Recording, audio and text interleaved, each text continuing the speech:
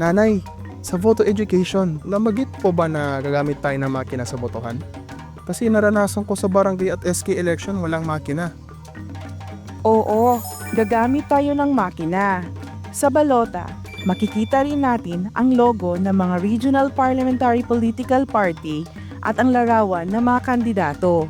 Sa Oktubre, pipili tayo ng isang Regional Parliamentary Political Party at isang tao na magsisilbing Parliamentary District Representative.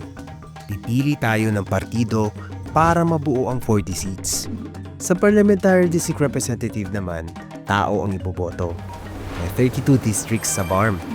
Iba pa ito sa legislative o congressional districts.